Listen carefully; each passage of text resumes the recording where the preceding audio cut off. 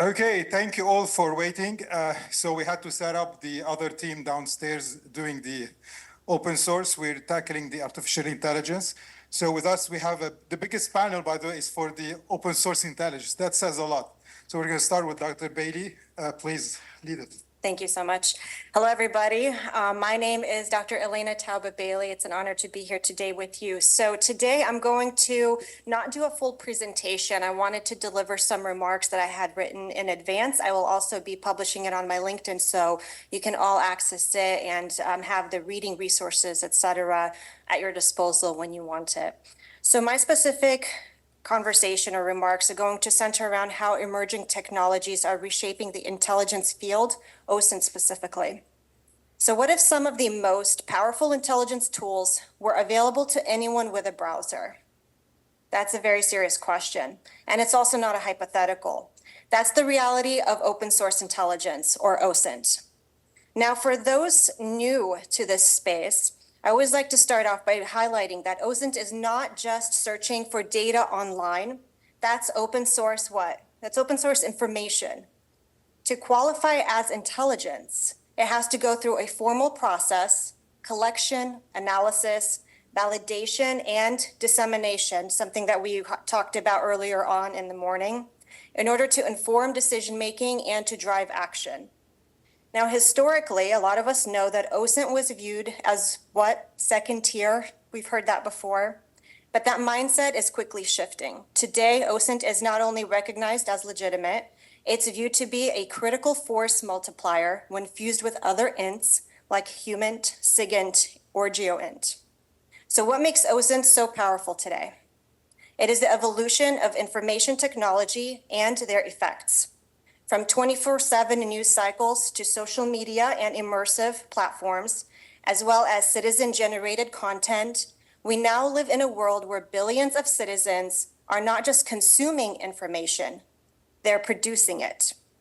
This shift has created an open source environment that, when leveraged properly, becomes a goldmine for intelligence professionals, both across public and private sectors.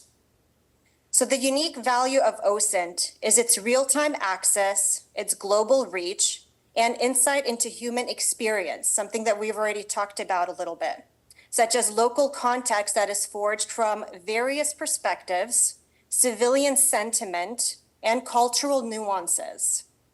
These all add rich texture to intelligence that satellites and signals cannot always deliver. So when integrated with other ints, OSINT helps close intelligence gaps, enrich context, and enable a more comprehensive understanding of complex situations, linking actors, behaviors, networks in meaningful ways. So let me give you a few examples where OSINT proved to be effective, because we always need to make sure we take the knowledge and apply it to a case so we can better understand it. The first example that I want to present you with is the Bellingcat investigation into the downing of MH17 in 2014. How many of us have heard about that? I'm pretty sure all of us may have. This stands as one of the most impactful examples of OSINT in action.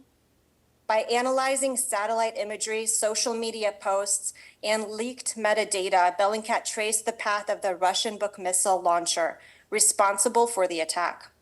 This investigation not only uncovered key operational details before official intelligence agencies could, but it also demonstrated the power of publicly available data to expose state-level military actions, bringing global attention, accountability, and legitimacy to OSINT. The second example I want to share with you, and we can't escape it today, the Russia-Ukraine war, which started in 2022 to present, it has highlighted the unprecedented speed and reach of OSINT in modern conflict. Civilian TikTok videos, Google Maps traffic patterns, and commercial satellite imagery were used in real time to track Russian troop movements. This real-time visibility, driven by billions of digital contributors, highlighted OSINT's role as a critical early warning system and tactical asset, reinforcing its growing value in military and intelligence operations. The third example I want to share with you, and then I have a fourth. So the third, it's the North Korea Uncovered Project. Some of us may have heard about this, some of us may have not, but it is also a landmark OSINT achievement that demonstrated the power of crowdsourced intelligence through the collective and collaborative analysis of satellite imagery, defector testimony, and open source reports. Volunteers produced one of the most detailed public maps of North Korea that has ever been created, including military sites, infrastructure, and government facilities. This project revealed how open collaboration and publicly available data could penetrate even the world's most secretive regimes, showcasing OSINT's ability to challenge opacity and empower global awareness. Now, lastly, how many of you know maybe a targeter, have been a targeter? I know I've got plenty of targeter friends, but if you ask any skilled targeters, they'll tell you that OSINT is their superpower. They tell you that if you can define a target, you can use open data to map behavior, relationships, digital footprints, and intent. That's how targeters can turn sterile files into living profiles. How many of you heard of the Don't F, I don't think I can swear here, so the Don't F with Cats Netflix documentary? Some of us may have even seen it. But this particular investigation that began in 2010 was a powerful example of citizen targeters or grassroots OSINT in action. What began as an online community just tracking anonymous animal abuser evolved into a global effort that ultimately helped identify and locate a murderer. By analyzing video metadata, background images or objects, social media profiles, and geolocation clues, basically following the digital breadcrumbs, digital volunteers pieced together a trail that law enforcement will later follow. This case highlighted how non-experts using open source tools can help uncover critical leads, demonstrating OSINT's potential to support justice and how digital vigilance can drive real-world consequences. So as you can see, OSINT has many high-impact operational wins, driven by open source data and civilian analysts.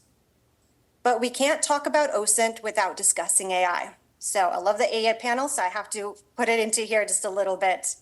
AI is supercharging OSINT, enabling us to process large volumes of data faster and more precisely. Tools like large language models, computer vision, and geolocation algorithms, they are revolutionizing how we detect threats, monitor environments, and translate complex foreign content. AI helps analysts triage information, surface patterns, and focus on the signals that matter most, not get lost in the noise. In this new environment, AI doesn't just support OSINT, it makes it operationally indispensable. But it cuts both ways. Adversaries are also using AI, have to make sure to mention that. China's tools like DeepSeek can autonomously scrape, process, and summarize open source material in cyberspace at scale. They can be used to enhance intelligence and or automate disinformation campaigns.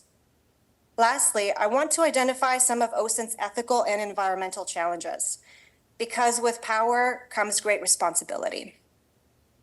So while OSINT offers remarkable capabilities, it also presents serious societal challenges. The line between intelligence gathering and mass surveillance is increasingly blurred, raising concerns about privacy, consent, and civil liberties. The sheer volume of data collected and stored places a strain on both digital infrastructure and physical resources, including water and energy used to cool massive data centers, an often overlooked aspect of cyber ecology.